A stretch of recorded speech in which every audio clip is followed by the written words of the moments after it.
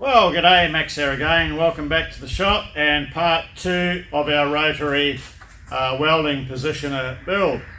So what we're going to knock off first, we'll get our bearing hub welded into our base of our cradle. Then we'll get these side plates welded on. So I'll get this tacked in, this welded first, that set up, and that welded to that. So that's crack on.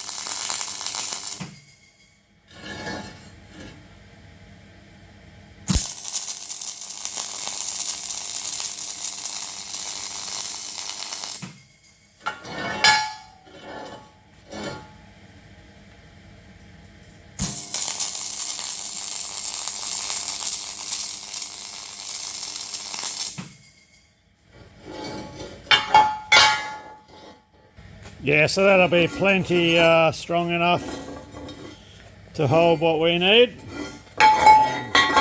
Same on the other side. Okay, so we'll get our side plates in position now. When I reviewed what my last film, which was welding this, it seemed to go a bit out of focus directly after I started welding. So I just went through and checked some of these settings on my camera. Now normally I'd have the autofocus turned off. So I turned it back on and did a little weld on a piece, and it didn't do it. So we'll see if it's going to behave itself or carry on again. So these packers just keep our base and everything at an equal height.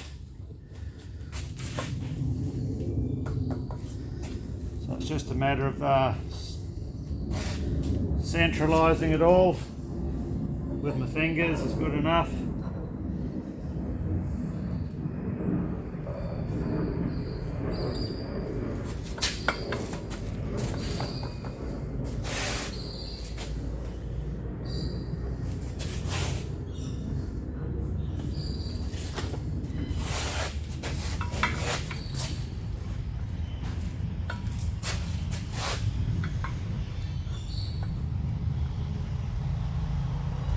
That's looking quite reasonable.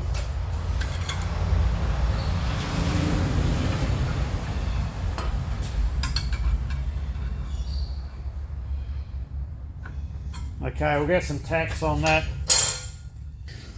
Yeah, so we've been getting hammered by heat waves ever since Christmas, and we've got next week's another week of another string of plus 40 degrees C temps. I mean, with that, this has been going on, every day since Christmas. We did have a couple of cooler days. Today's a cooler day, but the humidity is right through the roof, and humidity is not something we generally get too much over here in West Australia. It's normally a hot, dry heat. But yeah, it's starting to take its toll day after day, and just the heat really limits your time in your productive time in the shop. So it's not uncommon for me to start in here at 4 o'clock in the morning and just work till lunchtime, you know. So, all right, let's get some tacks on, and hopefully we'll stay in some sort of relative alignment. See, what I need to do is push this bar right to the end, so in case it does pull too much, I haven't got as much to knock out.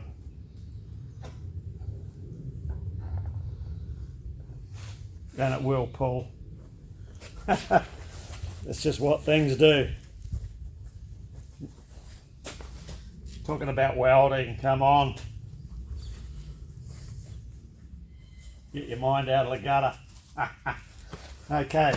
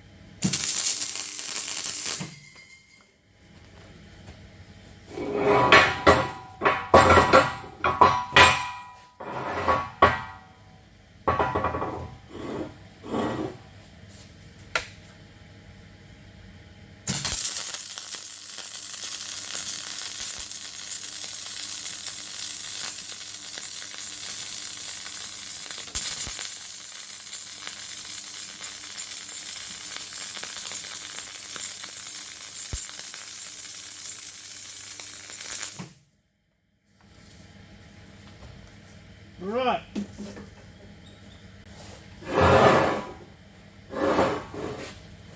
Stopped in the middle there for some reason. Right, no idea how this shot will come out. The protector screen, which is the only one I've got for the auto lens, is pretty grubby, so we'll see.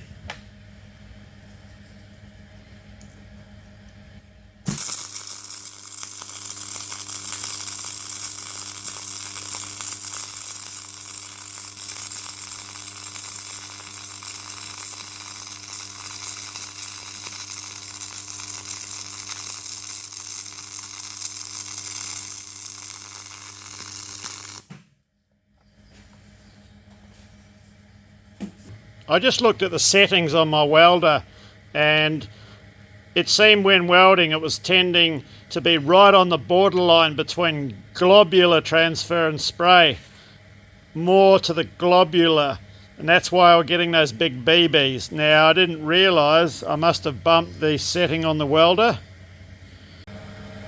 So on this welder, there's no voltage controls or indicators that tell you your wire speed in meters a minute or feet per minute or what your actual voltage is. But what had happened, my wire speed, which I would run on 10, I must have bumped it and it had gone around towards 11. So that'll tend to take it back to a globular. If it's on 11, yeah, you've got to bring your fine voltage back up around. I'll set him back on 10. So that's what happened there. Yeah, I hate the globular because you get all this crap here, all these balls. All right.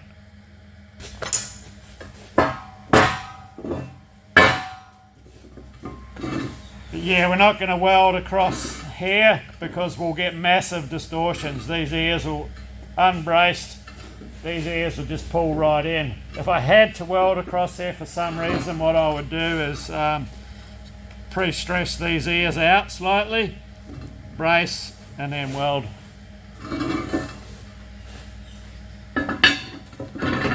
We don't know for sure how this is going to react, the fit with this bar, until it's all dead cold.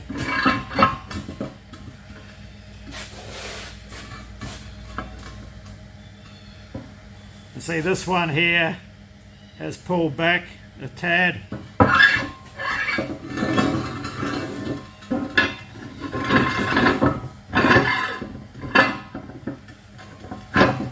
This one here is still pretty good.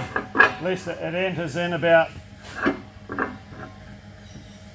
probably about 10 millimeters, 3/8 of an inch, 7/16 of an inch before it gets tight.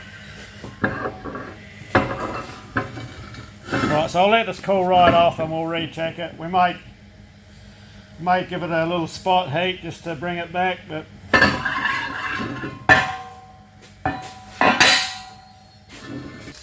so with it all cooled down, it's looking like this ear here is back slightly, so we've got to pull it that way.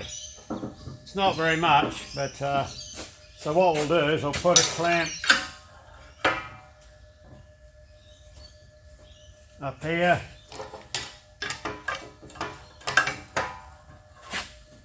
Something like that.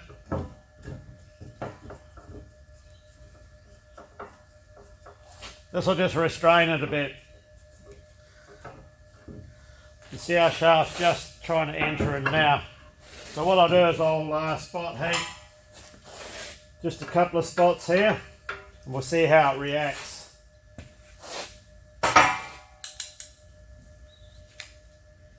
I had a clean up. Oh, here it is here. I lost my flint gun. I only just seen it. I was going to use a lighter. Yeah.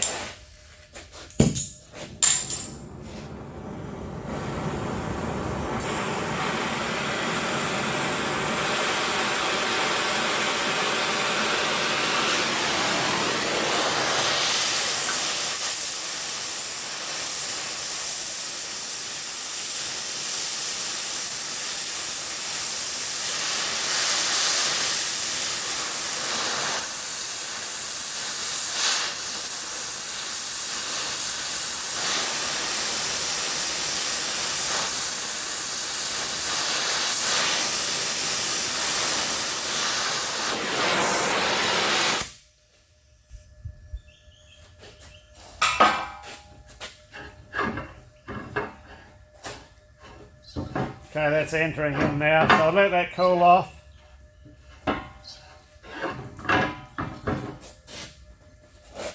And check it then. The other thing, don't leave lighters in your pocket when you're dicking around with hot works because they can ignite. I haven't had it happen to me before, but I have heard cases of it, so this goes back on the shelf over behind the lathe. Yeah, I don't use it for anything. I just keep one around. Handy things to have sometimes, like when you can't find your flint gun. Yeah, we'll give that 10 minutes to cool off. Just hopefully we didn't go too far. It's looking like we might have. Take this clamps off. Oh man, look at that.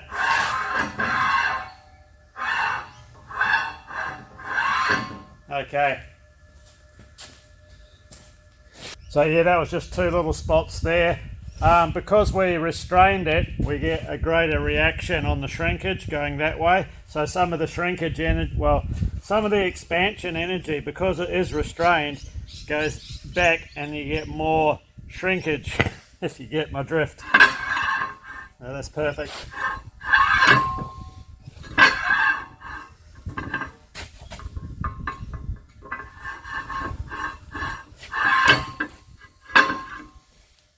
So I've just run over all our welds with a wire wheel, and that's as far as I'm going to go with them. They don't need grinding or sanding back. And we'll just give our bearing bores a quick tickle up, just where you can see the discoloration from the welding. So I moved that. Let's move you around a bit. And when I moved you around, I forgot to press record. So yeah, I just use the these sanding drums just to give our bore a light tickle up. And I only run this grinder on low. It's just under number 2. Goes up quite high. It goes up to 6. So it's only running on low speed, and that's about right. Someone mentioned in comments that worked in the aircraft industry that use these a lot, and they have had a couple snap off running them too quick. But they work fine on the slower speed. Okay, so let's go and check our bearing fit. Just a quick and easy cleanup.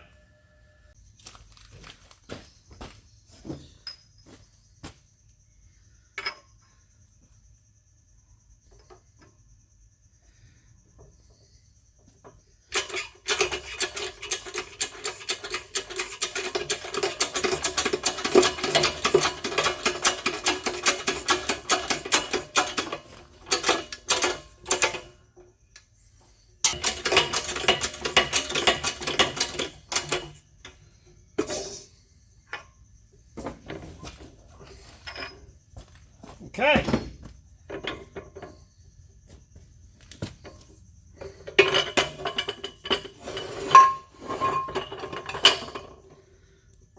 They're both turned good. So next part is a protector shield to go over the top of this bearing. So I've got a disc 10mm thick, 130 diameter. Now it should be about really 135, just so we can bring it right to the edge, the OD. So this will sit over here. So what we're going to do, we'll have a 40mm hole bored through it so our shaft can go through. And the shaft will go through and sit on top of this. This has 2 purposes. It acts as a shield and also a bearing spacer, because our bearing in a race sits slightly subsurface to the outside.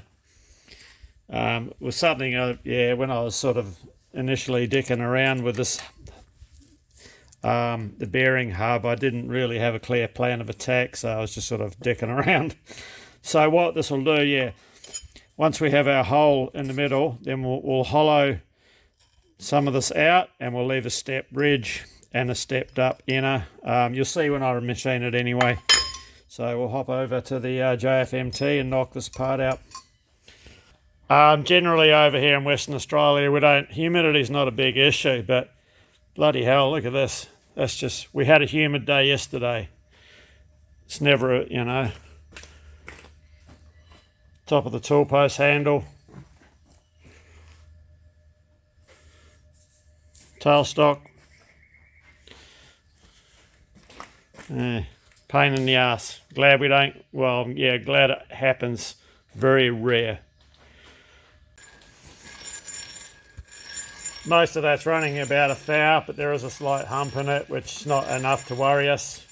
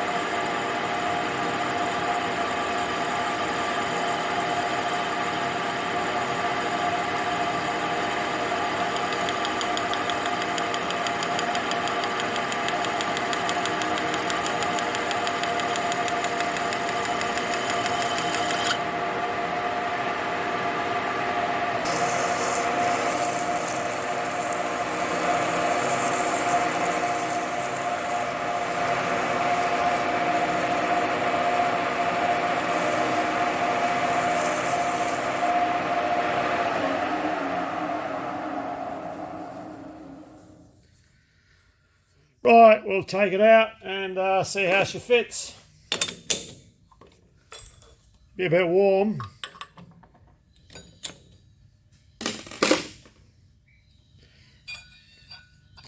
So it has a raised section right there in the centre where it sits on the bearing, and the rest should be in clearance.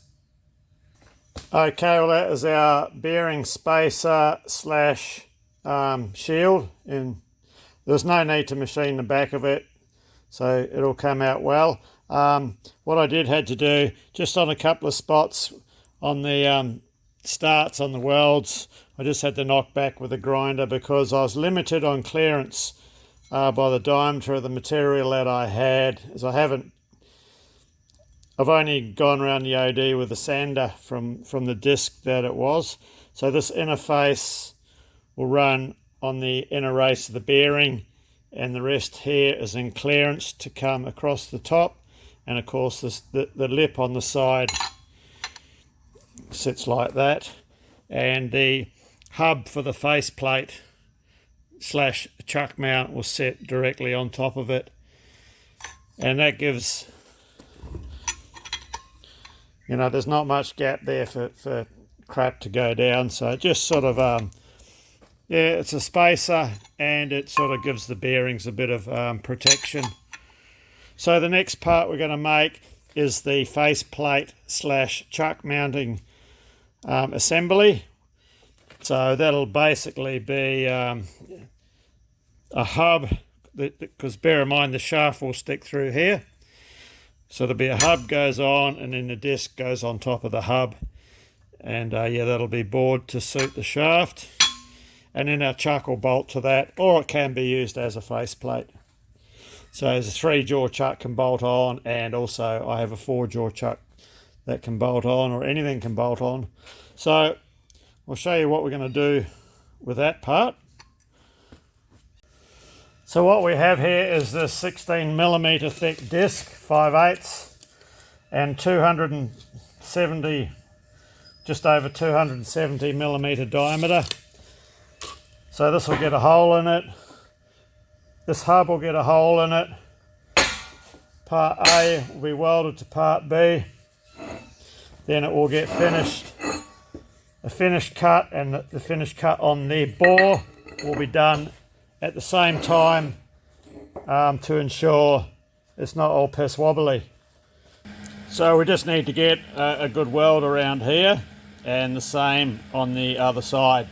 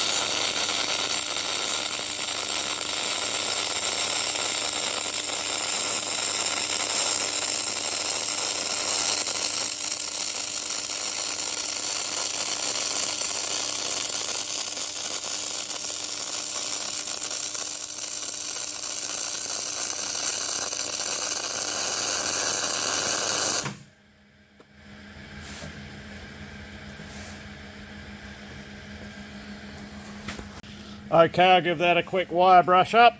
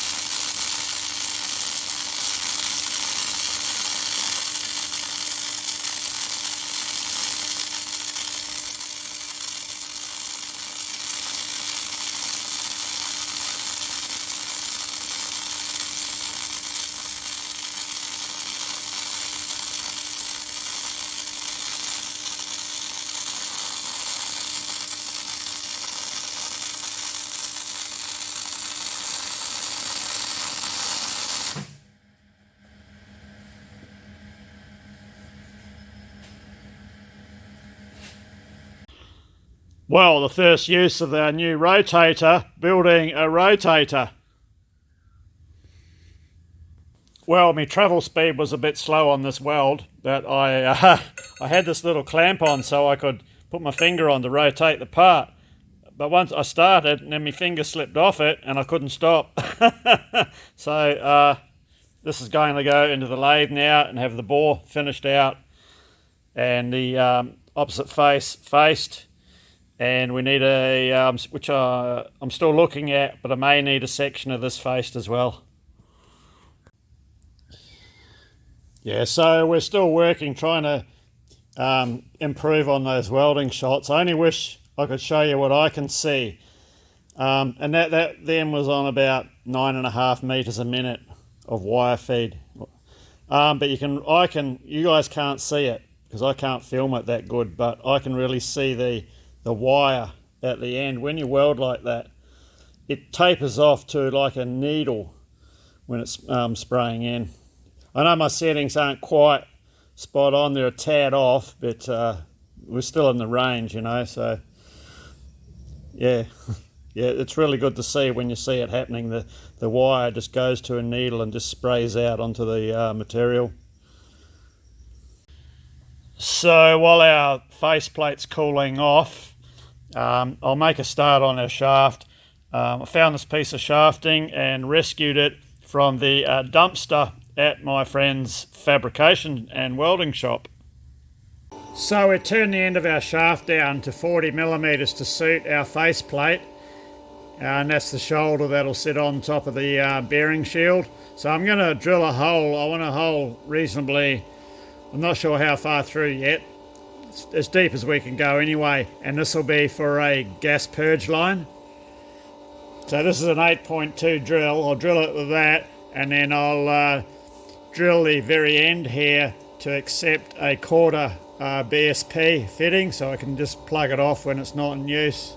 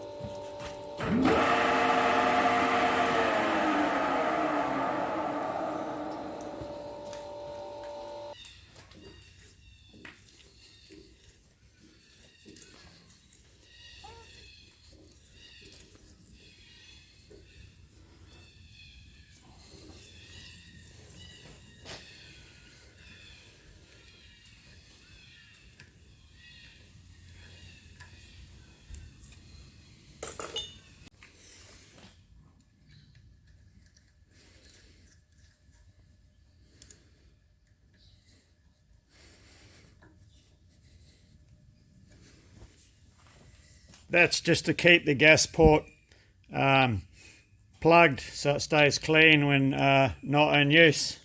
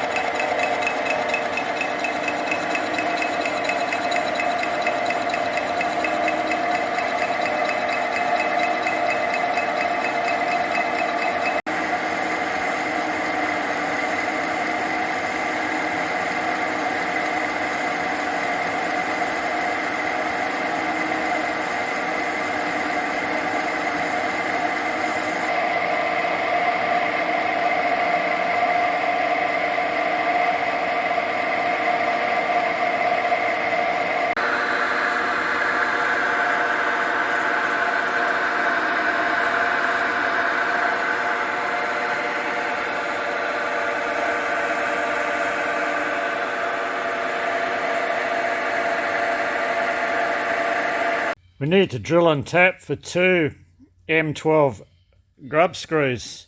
We'll get it, but I should have done it before we welded this to that. Would have been a lot easier.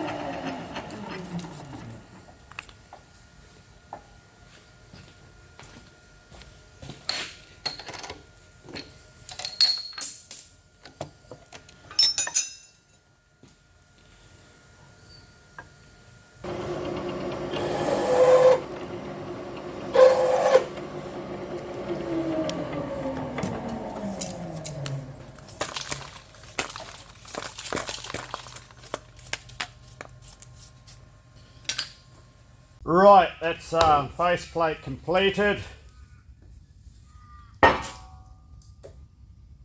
Drilled to accept a 3 and a 4 jaw chuck, which I have put aside for this project. Our shaft completed. Now, I've left our shaft long until we get 100% picture on how we're going to incorporate the drive, the earth, and the purge connection for the purge gas. So what that entails, basically, when our shaft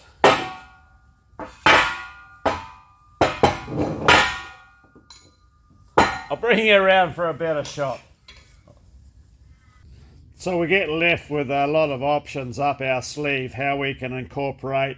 We've got the earth, we've got the purge valve connection, and we've got the drive. So that's 3 major things that have got to fit in here. So that will determine as well the height our shaft sits, and yeah, which way we determine. Yeah, so our earth, I've got a couple of options I'm thinking of. One is the standard rotary connector, which is mounted on the end of the shaft. The other option I'm looking at is with plungers, a plunger that comes up underneath.